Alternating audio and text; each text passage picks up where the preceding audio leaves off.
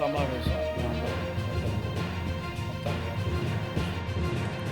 ఆంధ్రప్రదేశ్ శాసనసభ పిటిషన్ల కమిటీ సమావేశం అనంతరం రాష్ట్ర శాసనసభ ప్రాంగణంలో పాత్రికేయులతో మాట్లాడుతున్న చైర్మన్ మరియు ఆంధ్రప్రదేశ్ శాసనసభ deputy speaker K Raghurama Krishnamraju.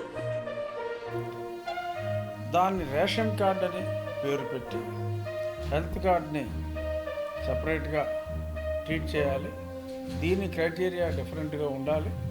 అలాగే ఈ మధ్య ముఖ్యమంత్రి గారు కూడా ప్రజలందరికీ ఎక్సెప్ట్ గవర్నమెంట్ ఎంప్లాయీస్ తప్ప, ఎందుకంటే వాళ్ళకి ఇతర సదుపాయాలు ఉన్నాయి కాబట్టి ఈ ఎక్స్పోర్ట్ వ్యవహారాలు, బియ్యం స్మగ్లింగ్ అంటారు, సరే పారపోసే బదులు విదేశాలకి ఎగుమతి ఏదైనా అనుకోండి, అది అక్కర్లేని అవసరం లేకుండా మనం ఈ బియ్యం ఇచ్చిన వల్ల వచ్చిన పరిస్థితి కాబట్టి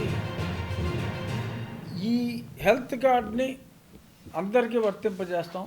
ఆరు ఎక్కువ మందికి, ఇప్పుడు 1,48,000 అంటే ఆ సంవత్సరం ఒక వ్యక్తికే 20 లక్షలు అవసరం, అందరికీ ఒకేసారి 2 కోట్లు వచ్చేది.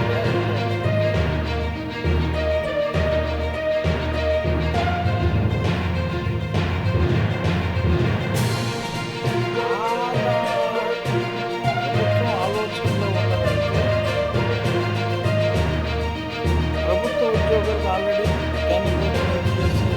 ప్రభుత్వ ఉద్యోగాలు స్కీమ్స్ ఉన్నాయి.